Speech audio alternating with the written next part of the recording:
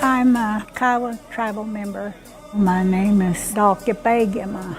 That means spirit woman. I'm going to be offering a prayer as usual for the day that we have today that God has given us. And what I'm going to do is I'm going to say the first maybe few lines, then I'm going to stop and interpret what I'm saying so that you can learn, hopefully, the way that I pray. And it's okay if you want to use the prayer because it's for everybody and everything.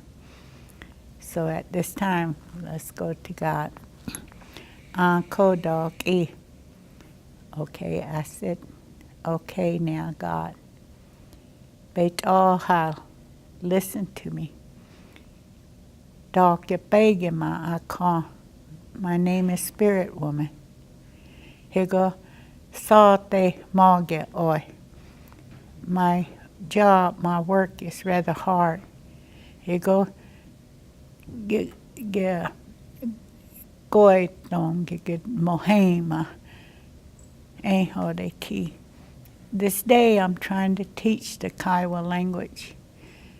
To te pogo sa do I dogo. Hayato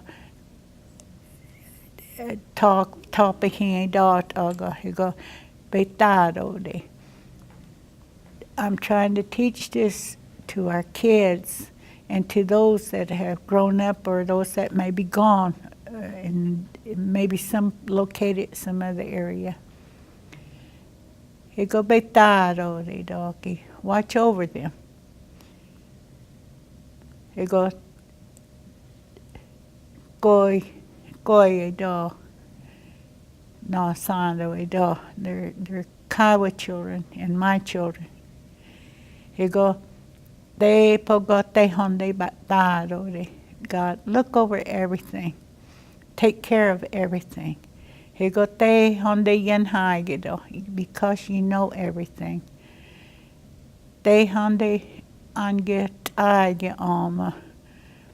Everything will be well. You go dotsai pedo because we'll start with prayer. Solho anbindo I tonge. Solo get oboido. This is what we were taught from the elders that have gone on. That when we pray, things will happen. Good things will happen. This is the saying of our older people to us. And hate the good, huh?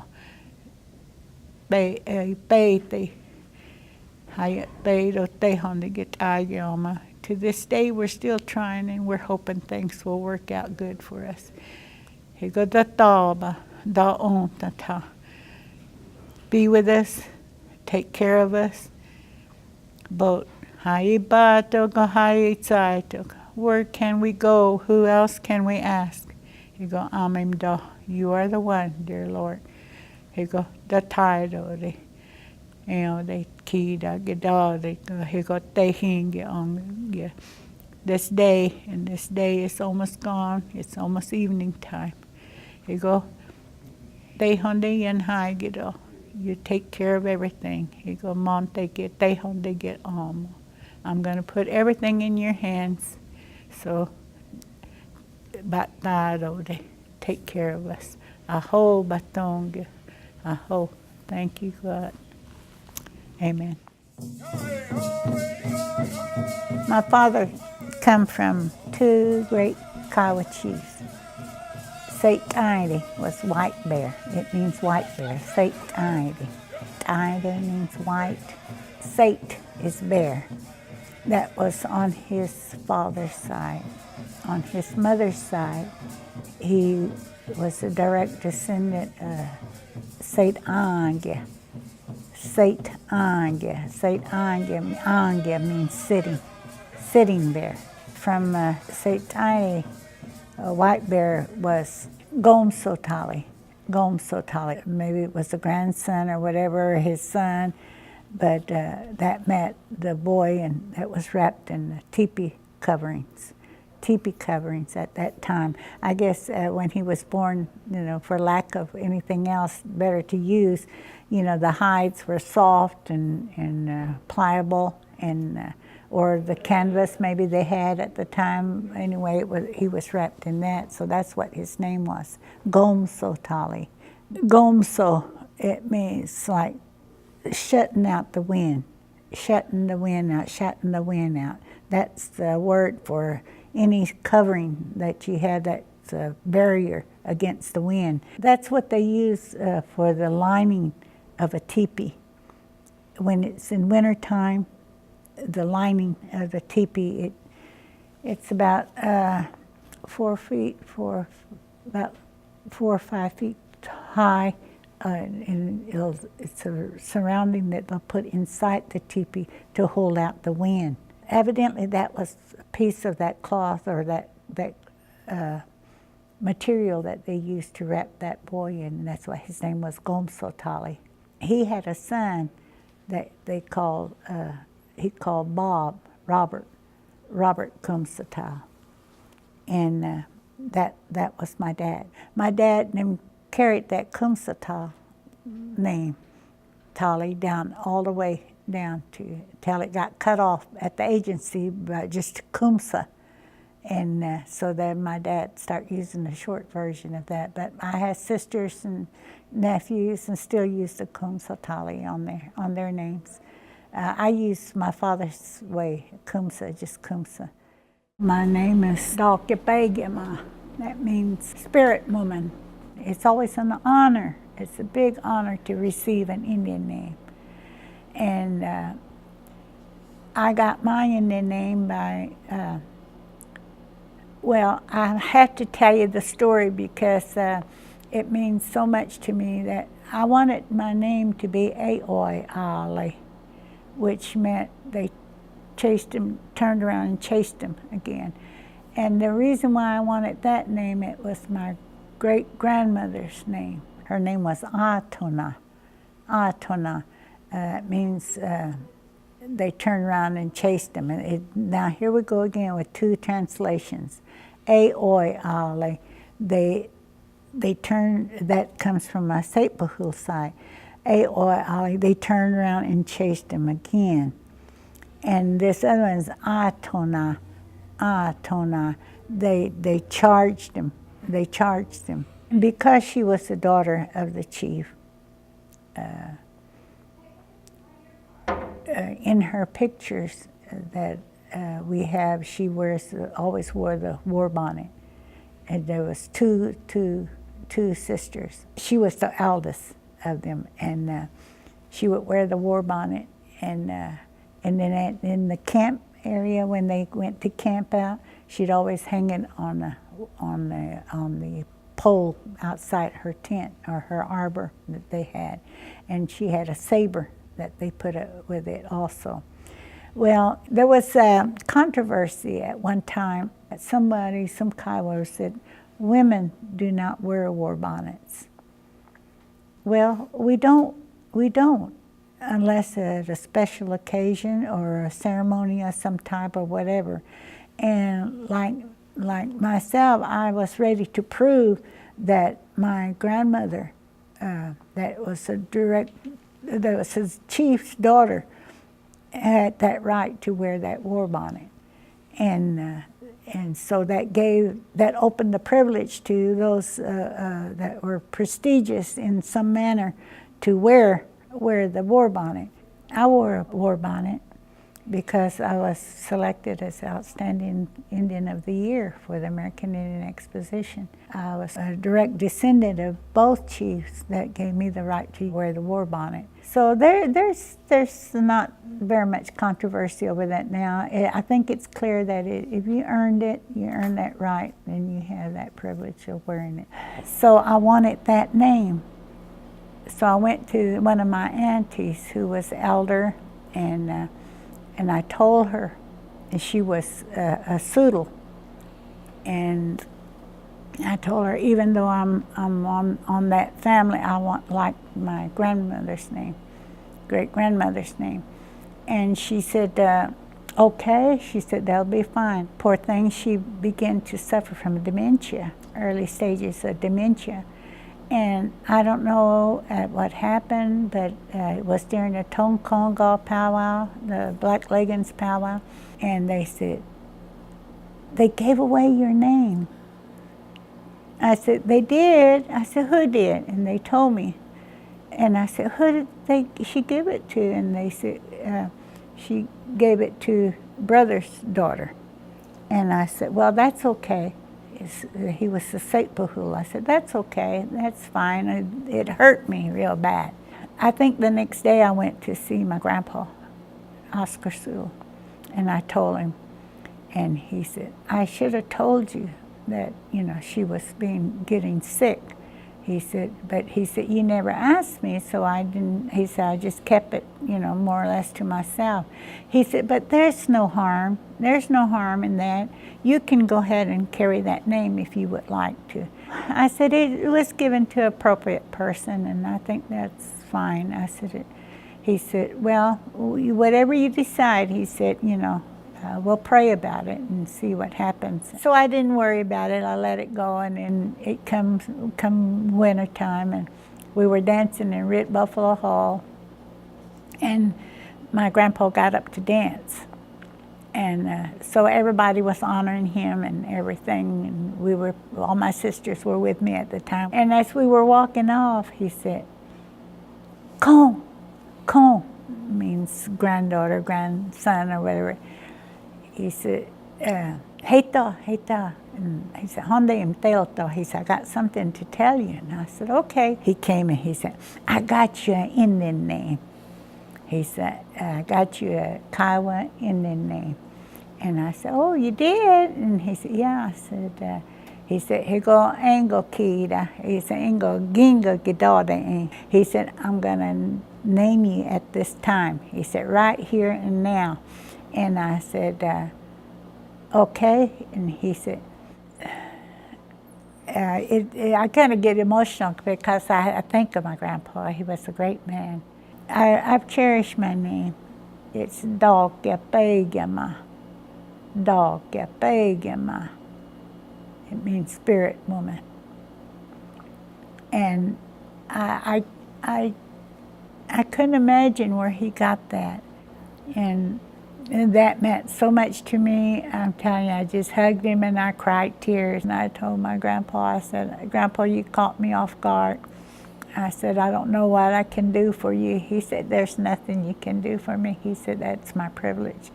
And I said, yes, but I said, I'll have to do something for you, because that's the Kiowa way. When somebody does something for you, you want to not right then and there respond, but somewhere down the line you give something in return, or respect for that. It's our history. It's our history, and each of us have a story behind it.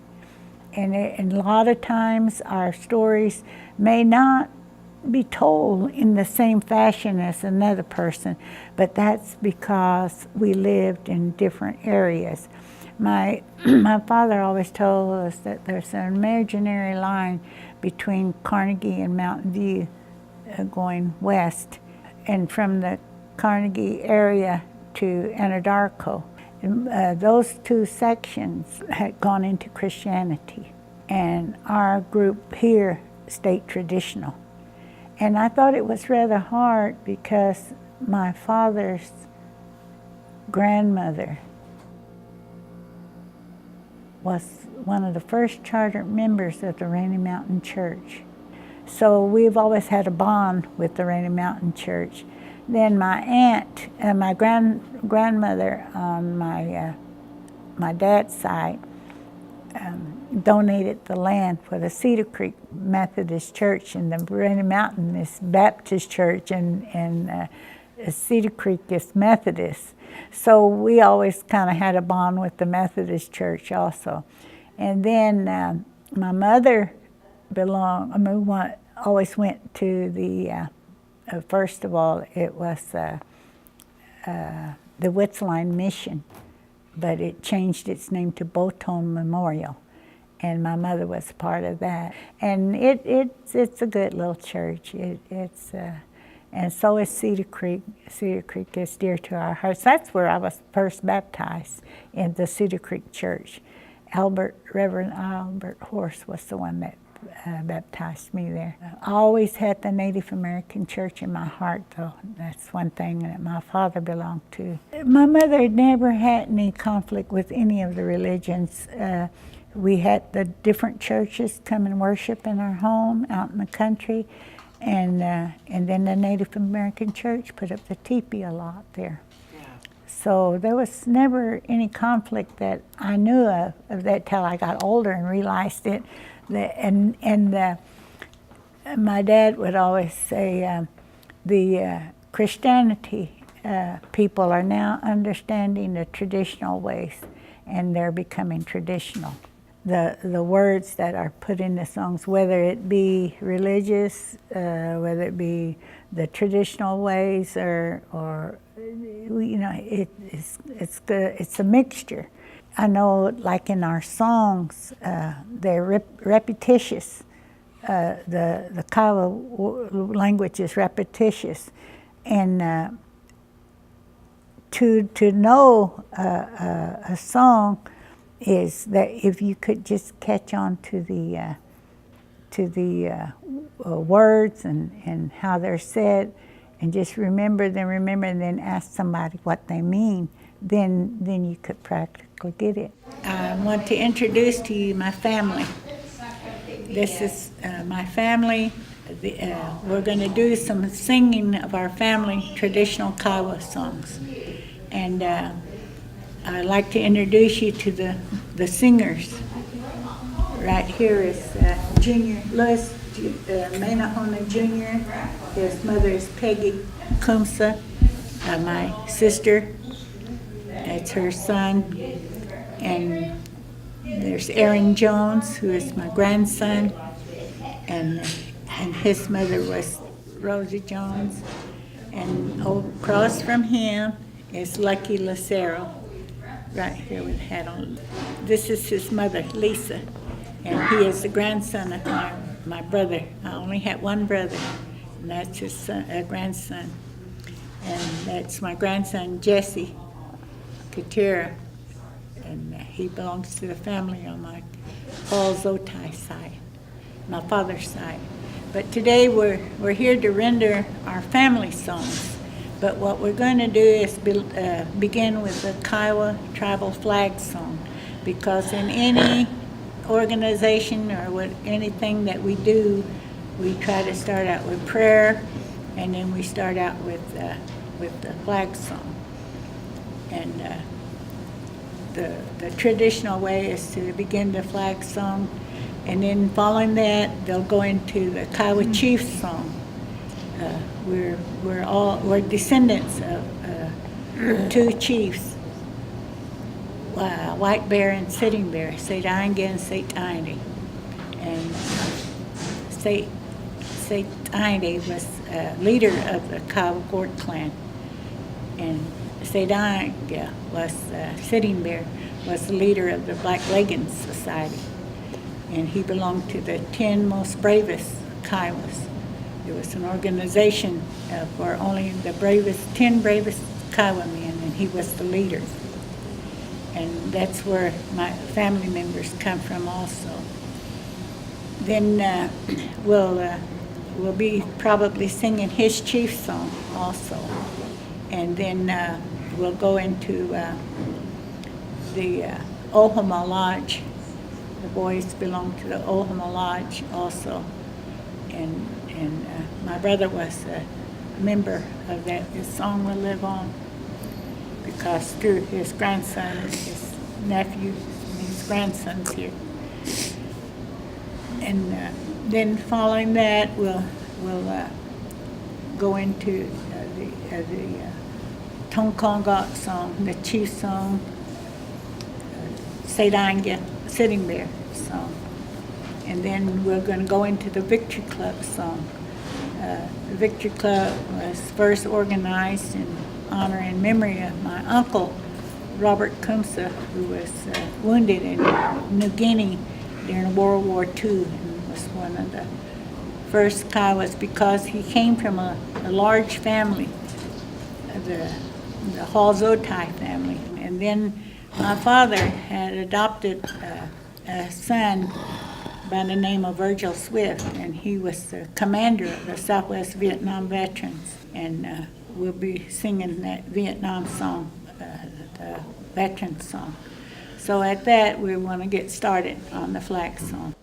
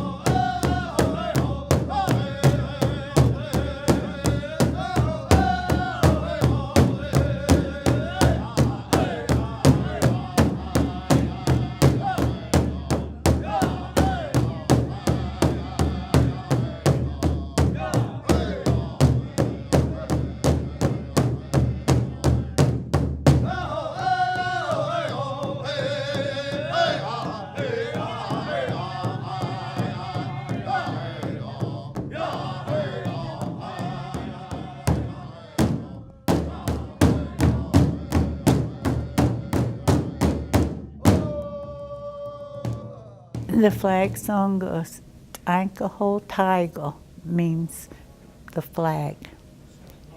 Beit Age Ho. Take care of it.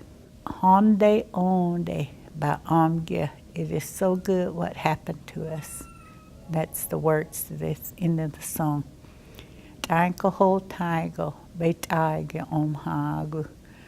Honde onde ba amge. It is so good what happened to us. Take care of the flag. Respect the flag. Aim on hagu. That means uphold it. Uphold it very highly. That's the interpretation of that song. Now you know, so you can sing them and you can say them proudly because you'll know, and they'll never leave you once you learn them. At one time, I was able to write a grant to the American Indian Arts Council, and they've furnished funding to get 5 boys and 2 instructors to learn our songs because the elders, they felt, were getting older and they needed the young men to step up. And so Aaron, Junior, Lucky were part of that group. There was 5. The other one was Byron Aton and Sydney Topai.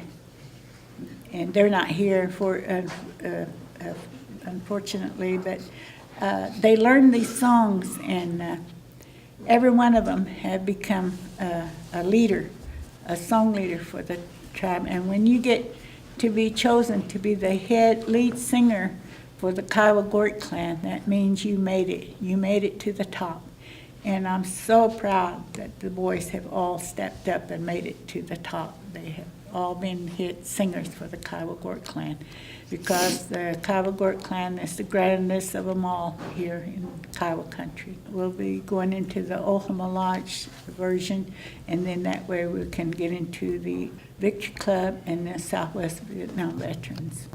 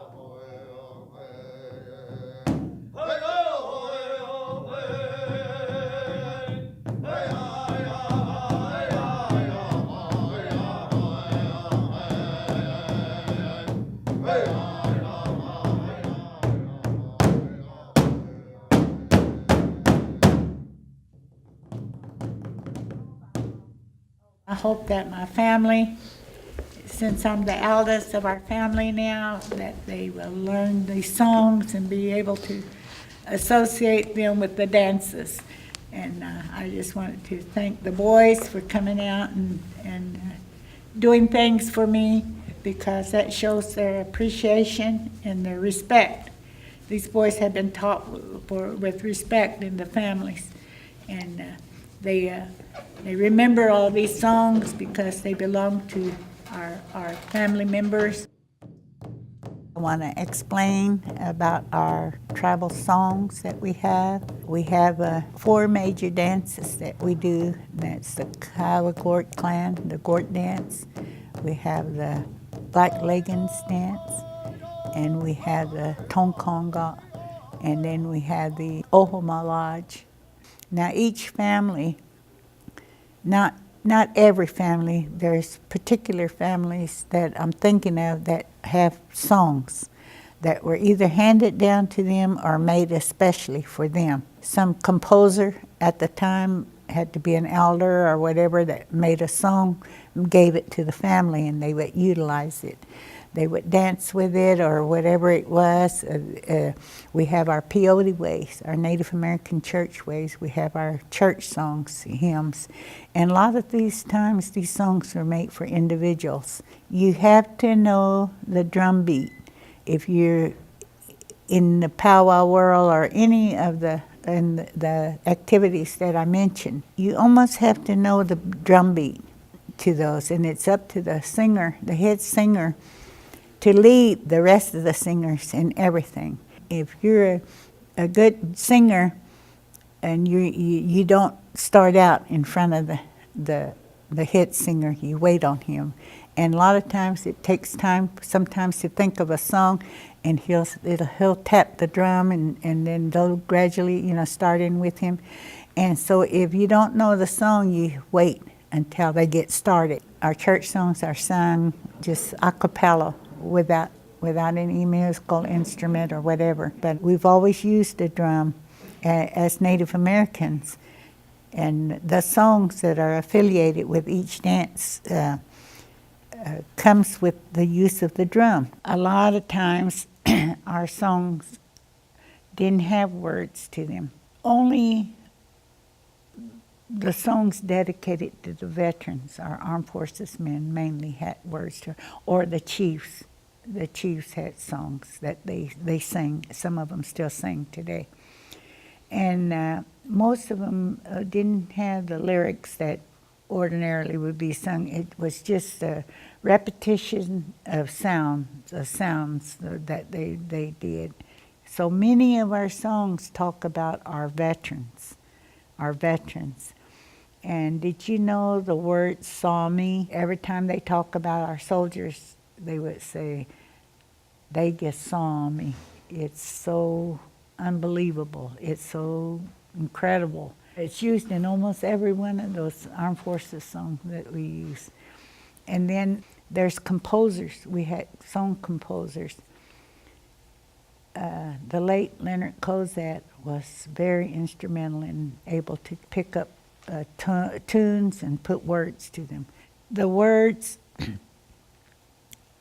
should touch you in your heart, and they come from your heart, and you're able to sing them. That's what gets us in our hearts, because it feels that they were given to us by God, and why should we think different? And so that's one reason why we dance to them. We dance with joy mostly. And then we have the Gudok, which is the 49. I always wondered how that came about, calling them 49 when it's Gudok. Well, Dad said somebody was in the armed forces and was home and said, "This is 1949, and so that's why they called it 49. I don't know if that was so or not, but they used to dance all night. You danced all night long until the sun would almost come up, and then you went home and tried to say you wasn't dancing all night. And some of those songs that they sang were were dedicated to the armed forces men. The songs that we had that do have words in them are meaningful to us. There's nothing derogatory ever said in any of our, even in our language, there's hardly any derogatory remarks or anything. And that's the way it should be. I hope that it continues to be that way. My father was a member and the song leader of the Kiowa clan. The story goes that down at the park they were encamped. My father grabbed a little hand drum and went inside the tent and began to sing the old Kiowa clan songs. There was this old lady, Kiowa woman. They just knew her by Old Lady Soodle. She was encamped. And she heard my dad singing, and she began to cry. She started walking toward the sound, and she said, "Ha tel do, ha tel im do." So he answered, and she said, "Ha tel ha tel do I do." Anyhow, she said, "Who is that singing in here?" And he said, "No, I do." She said, "Ha, tell him, da, who are you?" And he said, "Sala no, I da." She said, "Oh," and she started crying and crying, and she said, "I didn't know that you knew those songs." And she said, how did you learn them?" And he told her, "Well, my dad used to sing those old songs, and that's how I learned them." She said, "We mustn't forget them."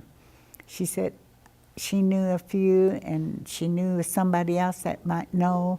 So they got together, and they start practicing those songs that they knew, and that's how it became the Kiowa clan.